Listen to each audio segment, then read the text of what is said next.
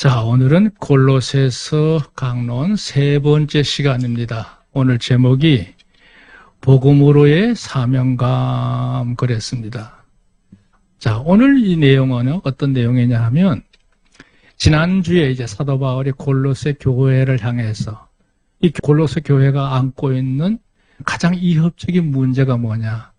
교회 안에 여러 가지 요소들이 지금 침투해 들어오는데 제일 기본적인 요소는 그 주변 사회의 세속 소시의 그 문화가 교회 안에 그대로 들어와서 안착하려고 하는 이런 요소가 있단 말이에요. 왜냐하면 교회를 구성하고 있는 그 교우들 자체가 이 골로새 도시에 있는 사람들이니까 뭐. 자, 그건 그렇다 쳐. 근데 문제는 뭐냐? 당시에 대표적인 하나의 그 분파라고 할까요? 우리로 말하면 이단이라고 할 수 있는데요. 기독교에서 발생한 대표적인 이단이 두 종류가 있었어요. 그 하나가 뭐냐 하면 지난번에 언급했던 영지주의가 하나 있고요. 그건 성경을 이용해가지고 사람들의 마음을 이렇게 흐트려 놓는 지극히 인간적인 방법으로 해석하는 스타일이에요. 그 영지주의. 그건 지금까지도 있어요. 지금까지도. 또 하나가 뭐냐면 노스틱주의라 해가지고 이 노스틱주의는 뭐냐 하면 당시에 헬라 문화권이기 때문에 헬라에는 철학도 있지만 헬라에 많은 게 뭐냐면 신화예요, 신화. 그 신비주의도 있고 뭐 별게 다 있어요. 그게 이제 교회에 들어와서 성경하고 믹스가 된 거예요. 근데 이 노스틱주의 사람들이 말도 잘 지어요. 특히 이 사도 바울이 복음을 전했던 이 당시에 이 노스틱주의가 아주 교회를 참 힘들게 했는데 그게 뭐냐 하면 새 배움이라고 하는 타이틀을 걸고 성도들을 현혹하기 시작한 겁니다. 성도들이 넘어가는 거예요. 지금은 뭐 그 사상이 별거 힘을 못 쓰게 됩니다만 기독교가 초창기 복음 교리가 퍼지기 시작할 때 이 복음의 교리에 대해 잘 모르게 되고 확신이 없으니까 이런 것들이 들어와서 기독교와 함께 혼합이 되는 이 혼합주의가 나온 거죠. 일종의 소위 말하면 기독교 세속주의라고도 해요. 이래가지고 이게 문제가 생긴 게 된 겁니다. 이게 다 교회에서 나온 것들이에요. 그러니까 이들이 가르치는 교직 교사들 이들이 문제란 말이에요. 그 얘기를 듣고 사도 바울이 이제 골로새 교우들에게 보낸 서신이 바로 이 골로새잖아요. 그 지난주에는 우리가 섬기는 그리스도에 대한 절대성을 설명하면서 그분은 원래 만물의 창조주셨고 이 땅에 오셔서 우리의 모든 문제를 해결해 주시고 새로운 구원의 길을 여셔서 우리에게 영생이라고 하는 복음의 길을 여신 오직 유일한 구세주이시다. 그리고 그분이 세우신 교회를 통해서 하나님이 이 놀라운 역사를 이렇게 펼쳐 가시는 것이다. 그러니까 너희가 흔들리지 말고 굳세게 복음을 믿어라. 그렇게 이제 강조했던 게 지난 시간이에요.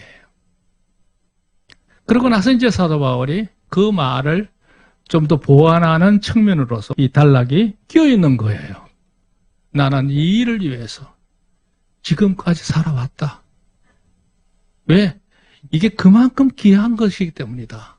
그래서 구술하는 내용을 읽어보면 그냥 평범해요. 그냥 평범해요. 그래서 오늘 이 내용을 여러분에게 이제 증거하려고 하는데 여기 첫 번째 단락을 보세요. 사도 바울은 앞서 단락에서 골로새 성도들에게 천지간의 모든 존재들을 창조하시고 친히 주재하시는 그분이 누구냐? 원래 하나님이셨던 예수님이셨어요. 믿으시면 아멘. 그분 외에는 없어요. 그 어떤 종교를 섬기는 누가 이 문제를 한단 말이에요. 그 절대성이에요. 그랬던 그분이 몸소 이 세상에 오셔서 마치 천지를 창조하듯이 또 하나의 세계를 펼치셨는데 그게 바로 구원자로서 영생의 길을 여시고 교회를 세워놓으셨어요. 교회는 주님의 작품이에요. 그렇게 교회를 통해서 함께하는 성도들이 같은 믿음을 갖고 같은 소망을 가지고 그리스도 안에 있는 사랑으로 하나의 연합체를 이루어가는 거다. 그게 앞서 내용이에요. 자, 두 번째 단락 볼까요? 이어서 오늘 단락은 뭐냐? 여기 세 가지로 나누었는데, 첫째, 예수님을 세상에 증거하게 하여, 지금까지 말이죠, 복음의 사도로 부름을 받았다는 사실에 대해서 구술을 해요. 나는 이 일을 위해서 하나님으로부터 특별히 세움을 받았던 거다. 자기소개죠, 자기소개. 두 번째, 그동안 내가 이 일을 하는 동안에 엄청난 많은 고난을 받았단 말이죠. 뭐 말로 다 할 수 없는 고난이죠. 전부 우리 한 말씀을 나눈 적이 있죠. 사도 바울이 당했던 고난 너무너무 많습니다. 그런데 그 많은 고난을 받으면서도 난 한 번도 힘들어하거나 후회하거나 낙심하지 않았단 말이에요. 기꺼이 그 모든 고난을 즐거운 마음으로, 감사함으로 이 일을 계속해왔다. 그런 이 복음을 증거하는 일에 대한 자부심을 설명을 해요.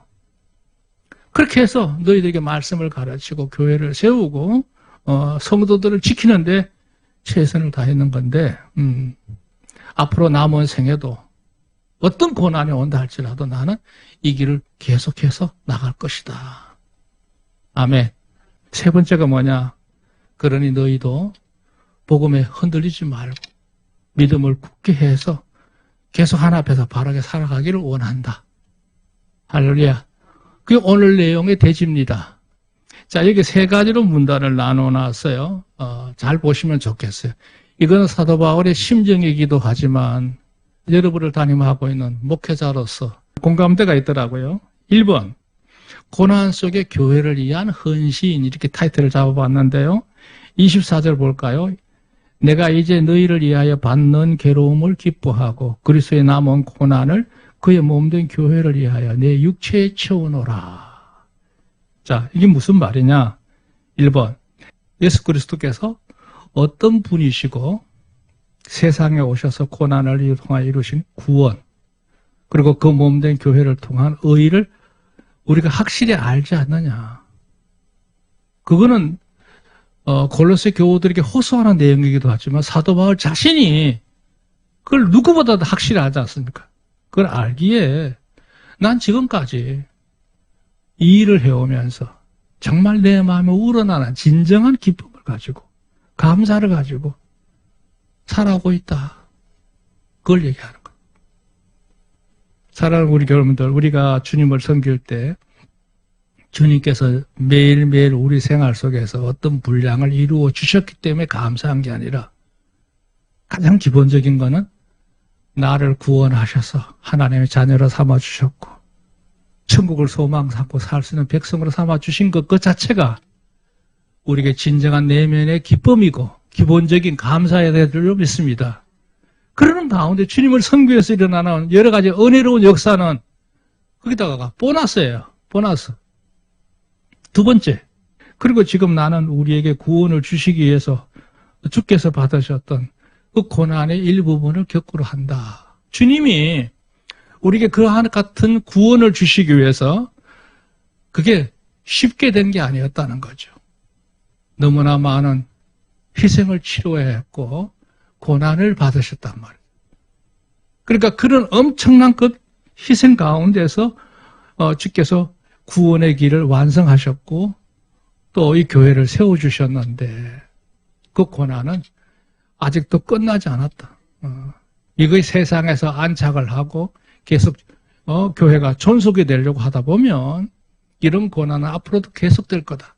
더군다나 이 복음을 전하는 나에게 영적인 싸움도 있고 많은 상황적인 어려움이 있단 말이죠. 그 주께서 당하셨던 그 고난의 그 극히 한 부분이라도 내가 내 생애가 끝날 때까지 늘 채우면서 그 겪으면서 감당하면서 살아가기를 원한다. 대단한 각오 아니에요. 하나님 섬기는 거 쉬운 거 아닙니다. 제대로 섬기려고 하면 참으로 여러 가지 우리가 예상치도 못한 어려움에 직면할 수가 있는 거예요. 그거를 기쁨으로 넉넉히 감당하겠다는 거예요. 25절 볼까요? 내가 교회의 일꾼이 된 것은, 그러니까 복음을 전하는 자가 된 것은 하나님이 너희를 위하여 내게 주신 경륜을 따라 하나님의 말씀을 이루려 함이라 그랬어요. 뭔 말인지 어렵죠? 설명을 보세요. 하나님께서 내게 이방인들에게 복음을 전하고 교회를 세우라고 사도로 부르신 뜻을 이루기 위하여 나는 최선을 다할 거다. 그러니까 사도 바울의 마음속에 있는 그 영적인 확신 그리고 직분에 대한 그 다짐을 이 골로새 교우들에게 이렇게 피력하는 거예요. 하나님께서 너희들에게 복음을 전하고 교회를 세우고 성도를 잘 관리하라고 나를 사도로 부르셨는데 나는 이것을 최선을 다해서 이 사명을 감당할 것이다. 아주 결연한 모습을 얘기하죠. 26절 볼까요? 이 비밀은 만세와 만대로부터 오므로 감추었던 것인데 이제는 그의 성도들에게 나타났고, 요게 이제 교리적인 부분인데요. 여기 설명이 됐어요. 교회를 통한 하나님의 뜻은 지금까지 구원에 관한 비밀스러운 그 역사를 예수님 오실 때까지 그냥 하나님께서 얼마 동안 가려놨어요. 그랬던 것이 예수님을 세상에 내보냈으면서도 예수님을 통해서 본격적으로 가려놨던 속뜻이 드러났다는 뜻이에요. 이미 이거는 만세만대라고 그랬어요. 만세와 만대란 말은 만년 전, 만대라고 하니까 대가 얼마나 이어져 와요. 그러니까 숫자적으로 정확하게 만대란 뜻이 아니고 이미 오랜 세월 동안, 수 없는 날 동안, 이게 구약시대 동안 이 가려져 있던 것을 예수님을 통해서 개방된 거다 이 말이죠. 그래서 우리가 이 복음을 알게 된 거다 이거죠. 27절 하나님이 그로 하여금 이 비밀의 영광 이방인 가운데 풍성한 것을 알게 하려 하심이라. 이 비밀은 너희 안에 계신 그리스도니 곧 영광의 소망이니라. 문장 자체가 어려워요. 새 번역을 봐도 너무 밋밋하게 번역들이 되어 있어요. 제가 묵상하면서 정리한 거예요. 5번 설명 볼까요? 이 비밀을 이방인들에게도 이 구원이 있음을 알리기를 원하셨고, 그 하나님의 계시는 뭐냐면 하나님이 나를 왜 사도로 세웠느냐? 유대인을 위한 사도가 아니야. 이방인들에게 복음을 전하라고 하나님께서 사도로 세웠단 말이에요. 그 무슨 얘기냐면 말을 바꾸면 너희에게도 구원의 대상이 된다는 얘기죠. 이방인 너희들에게도 구원이 있음을 하나님이 알리시기를 원하는 것이다 말이죠. 이제까지는 서민 이스라엘을 통해서 하나님의 사한 역사를 증거하기 위해서 구약시대를 이루어왔다면 이제 본격적으로 하나님께서 이방인 우리 모두에게, 이 땅에 사는 사람들 모두에게 구원의 대상이라는 사실을 증거하기 위해서 하나님이 나를 택하신 거다 이거죠. 그걸 알리기를 원하셨고, 그 비밀이라는 얘기예요. 비밀. 왜? 가려져 있었기 때문에. 또한 이 비밀은 구원함을 받은 너희 마음 가운데 내주하신다는 사실로서 그야말로 영광스러운 소망이다. 이 말은 뭐냐면 우리가 모두가 다 구원의 대상인가 동시에 우리가 예수님을 영접함으로 인해서 우리 안에 그냥 단순히 혼과 몸을 가지고 있는 존재만이 아니라 그리스도께서 내주하시게 됨으로써 하나님께서 역사하시는 몸의 지체로 변화한 거다. 그야말로 영광스러운 소망이다니까. 이렇게 됨으로 이루어진 역사가 가히 무엇과도 비교할 수 없다. 그걸 얘기하는 거예요. 자, 그러니까 이 일을 위해서 내가 어떻게 살아야 되겠느냐. 그 이대지예요. 이러므로 내가 할 일이 있다. 너희를 위하는 나의 본분은 뭐냐. 28절 우리가 그를 전파해. 그가 누구냐? 예수님이에요. 각 사람을 권하고 모든 지혜로 각 사람을 가르치면 각 사람을 그리스도 안에서 안전한 자로 세우려 함이니. 오늘 본문 중에서 오늘 요 구절이 제일 핵심지게예요. 요 의미를 잘 깨달으셔야 돼요. 여기 1번 설명. 그리스도인 예수님을 너희에게 전하여 온갖 지혜로 너희를 권면하고 가르치는 것은 각 사람이 그리스도 안에서 안전한 자로서 하나 앞에 서게 하는 데 있다. 그 방법이란 여러 말씀으로, 그러니까 온갖 말씀을 다 동원해서 훈계하고, 그렇죠. 지식을 집어넣어야 되니까. 그렇게 해서 너희 안에 분별력이 생겨서 스스로 하나님 앞에 회개하는 역사가 일어나게 되고, 하나님이 싫어하시는 것을 알게 됨으로 인해서 죄로부터 회개해서 돌이켜서 정상적인 삶으로 나가는 진행이 된다는 거죠. 그렇게 해서 너희가 하나님 앞에 거룩한 자로, 온전한 자로 반듯하게 서는 성도가 되게 하는 데다. 옆에 여러분 간주를 한번 보시면 우리가 전도하는 목적이 있어요. 전도하는 목적. 말씀을 먹는 목적도 똑같아요. 예. 그게 몇 가지 단계가 있느냐. 오늘 본문에 의거하면 4가지로 분석할 수 있어요. 그렇게 방금 여기 말한 28절을 그냥 단순하게 설명하면 그렇게 1번 항목으로 설명할 수 있지만 이걸 다시 조목조목 늘어놓고 맥을 같이 하면서 이렇게 문단을 나누면 4가지로 설명할 수 있어요. 우리가 하나님의 말씀을 먹는 목적, 사람들에게 복음을 전하는 이유 4단계. 첫째 하나가 뭐냐? 예수님을 통한 구원의 복음을 알게 하는데 1차적인 목적이 있어. 우리가 왜 전도하느냐? 구원은 예수님을 통해서 이루어진다. 유일한 구원은 예수님뿐이다. 할렐루야. 이거를 확실하게 증거하기 위해서 전도한다는 얘기예요. 우리가 하나님의 말씀을 먹는 것도 그래요. 진리와 구원의 복음은 예수님뿐이다. 그게 성경의 총결론이에요. 그게 1차적인 문제. 이걸 확신하고 넘어가야 돼요. 두 번째는 뭐냐? 두 번째는 하나님 앞에 서게 하는 거야. 이제까지는 자기 중심으로 살았잖아요. 그랬던 인간이 하나님의 말씀을 먹은과 동시에 하나님을 느끼기 시작해. 하나님을 두려워하게 돼. 하나님을 그 삶 속에서 생활 속에 적용하게 돼요. 그러니까 나 중심에서 하나님 중심으로 삶의 체제가 바뀌어야 되는 거예요. 이게 말씀의 2단계예요. 전도의 2단계예요. 단순히 예수님을 통해서 구원받는 거야. 그것만 증거하라 끝나는 게 아니라 그 사람이 일상생활 속에서 하나님 앞에 서도록 만들어야 돼. 여러분 한번 물어볼게요. 여러분 일상생활 속에서 늘 하나님 의식하고 사십니까? 그러시면 아멘. 하나님이 있는지 없는지 모르겠어. 그냥 내 마음대로 사는 거지. 그건 아직 문제가 있어요. 그건 2단계 못 올라간 거예요. 여러분 일상생활에 뭘 하든지 늘 하나님 앞에 서 있는 자로. 이걸 갖다 면전의식이라고 그래요. 늘 하나님 면전에 있다는 의식을 느끼게 만드는 거.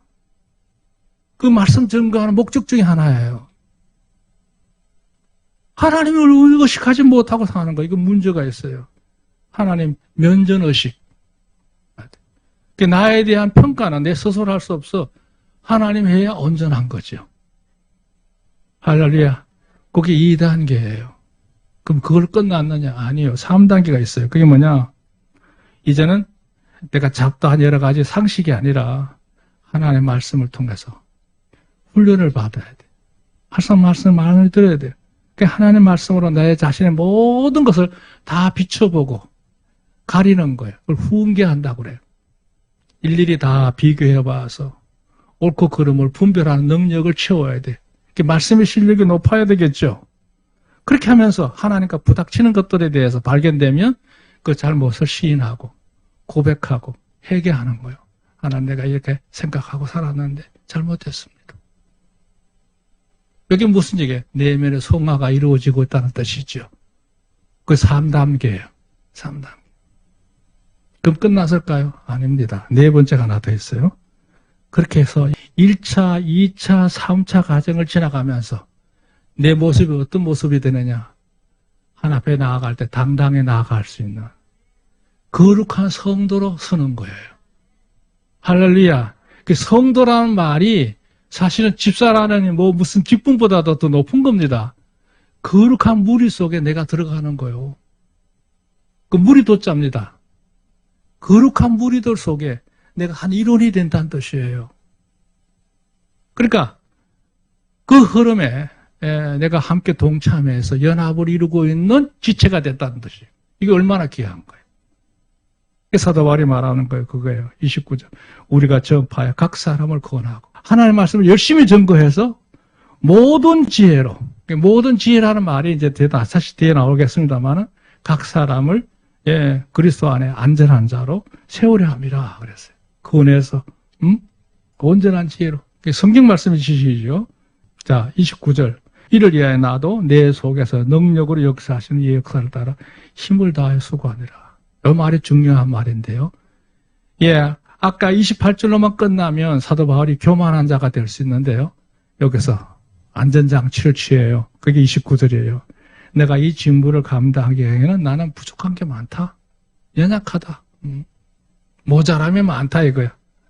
그러나 내가 예수님을 영접했더니 내 안에서 예수님이 내주하시면서 성령의 역사를 통해서 내게 능력을 주시기 때문에 내가 오늘까지 이 일을 해오고 있는 거다.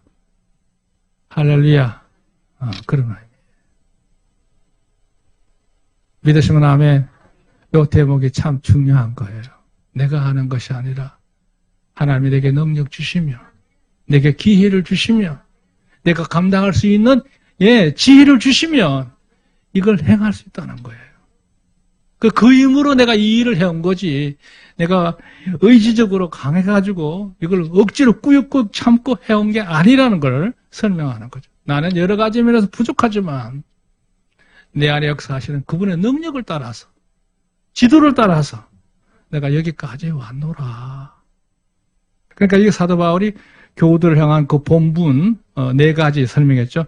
나는 이와 같은 일을 하기 위해서 여기까지 온 거다. 본분을 얘기해요. 자, 마지막에 이제 마무리는 역시 그겁니다. 너희가 어찌하든지 한 마음을 갖고 사랑으로 주 안에서 서로 연합하고 믿음을 굳게 지켜가야 한다. 그게 이제 3번째 문단의 한 요소예요. 그게 바로 이제 2장으로 넘어가죠. 내가 너희와 라오디게에 있는 자들과 무릇 내 육신의 얼굴을 보지 못한 자들을 위하여 어떻게 힘쓰는 것을 우리가 알기로 원하노라. 그래요. 여기 골로새 교회뿐만 아니라 골로새 교회 가까이에 있는 라오디게아 교회, 그리고 라오디게아 교회 맞은편 골짜기에 있는 히에라볼리, 지금의 파무칼레, 그 지역에 있는 교회, 이 3개 교회를 말하는 거예요. 그들은 사도 바울을 본 적이 없어. 그렇지만 너희가 교회를 이루고 어떻게 열심히 살아가는지 내가 안다. 너희를 위해 내가 얼마나 마음을 쓰고 있는지 알아줬으면 좋겠다. 그걸 여기서 얘기하죠. 그러니까 완전 인간적인 부탁이라고 할 수 있어요. 이는 저희로 마음의 이안을 받고 사랑 안에서 연합하여 웬만한 이해와 모든 부요에 이르러 하나님 비밀은 그리스도를 깨닫게 하려 함이라. 오직 내가 바라는 게 있다는 말 이거죠. 내가 이렇게 너희를 위해서 마음을 쓰는 것은 너희가 이 서신을 통해서, 이 서신을 이렇게 보내는 이유는 뭐냐? 너희가 이 서신을 통해서 믿음의 확신을 갖고 마음의 힘을 얻고 어찌하든 주 안에서 서로 연합해서 하나님의 놀라운 이 비밀의 세계를 너희가 바로 깨닫고 소유하는 데 있다. 아멘. 3절. 그 안에는 지혜와 지식의 모든 보화가 감춰 있느니라. 왜 그러냐 하면 하나님 안에 인생이 가질 만한 최고의 지혜와 참다운 지식이 가득하기 때문에 그런 거다. 아멘. 여기 분별 하나 할게요. 지혜라는 건 뭐고 지식은 뭐냐? 달라요. 지식은 우리가 말하죠. 이렇게 설명해놨죠. 모든 것에서 가질 수 있는 관찰을 통해서 깨닫는 여러 가지 요소를 말할 때 지식이라고 그래요. 깨닫는 것, 아는 것, 그건 지식이에요. 우리로 말하면 소스입니다. 소스. 뭐 간장이면 간장, 된장이면 된장이듯이 깨닫는 거예요. 근데 여기도 지식은 구분하면 2가지가 있어요. 바른 지식, 그러니까 제대로 된 참된 진리가 있는 반면 어떤 거는 그릇된 지식들이 있어요. 오염된 게 있어요. 삐뚤어진 게 있어요. 그런 지식을 가르치는 자들이 아까 말했던 노스틱주의자들, 영지주의자들이에요. 예. 그럼 지혜는 뭐냐? 지혜는 지식을 가지고 일상생활 속에서 어떤 삶의 기회가 왔을 때 그걸 적용하는 능력이에요. 그걸 활용하는 그 자세, 태도를 말하다. 그게 지혜예요, 지혜. 그러니까 우리가 그걸 볼 때, 아, 참, 저 사람 지혜롭네. 이렇게 말하잖아요. 그 무슨 얘기예요? 처신을 잘한다는 얘기예요. 그러니까 많이 안다고 유명한 게 아니에요. 지성인이 되는 것 중요해요. 지식인과 지성인은 달라요. 지식인은 뭐예요? 많이 안다는 뜻이고, 지성인은 뭐예요? 의미 있게, 가치 있게, 그걸 제대로 활용할 줄 안다는 거예요. 여러분은 다, 모두가 다, 제대로 된 믿음의 지성인이 되기를 지금 축원합니다. 지식만 알고 있으면 사람 잡아요. 그러나 지성인이 되면 지혜가 있기 때문에 잘 활용한다는 뜻이에요. 그 얘기예요. 그러니까 하나님 안에 진짜 우리에게 필요한 모든 것, 참다운 지혜와 지식이 풍성하다. 그 하나님의 은혜 세계를 알아야 거죠. 여기 그렇죠. 이 세상에는 헛된 것들이 너무 많이 난무하지만 하나님께서 그래서 감춰놓은 보화, 이 놀라운 섭리 속에 엄청난 지혜와 지식이 있느니라. 인생을 사는 방법도 그래요. 겉모습만 화려하게 단장하고 화장한다고 이쁜 게 아니에요. 속 사람이 반듯한 지식으로 잘 채워져 있고 생활 요소에서 아름답게 잘 사용할 줄 아는 지혜가 우리 안에 있어야 될 줄로 믿습니다. 4절, 내가 이것을 말하는 것은 아무도 공교한 말로, 공교한 말하면 아주 간사스럽고 아주 기교 있는 걸 말하는 거잖아요. 아주 겉모술수에 능한 사람들, 특히 사이비들이 이런 걸 잘하죠. 공교한 말로 너희를 속이지 못하게 하랍니다. 그들의 말에 속지 말라는 거예요. 아무에게도 속지 마라. 그거 다 거짓된 거다 이거예요. 내가 말하는 이것이 가장 정확한 거다. 나는 이 일을 위해서 일평생 살아왔고 앞으로 내가 죽을 때까지도 수많은 고난이 있을지라도 나는 이 일을 계속 감당하며 나가야 된다. 왜? 내가 이 일을 위해서 하나님의 부름을 받았기 때문이다. 그걸 설명하고 있어요.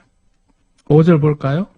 내가 육신으로는 떠나 있으나 심령으로는 너희와 함께 있어.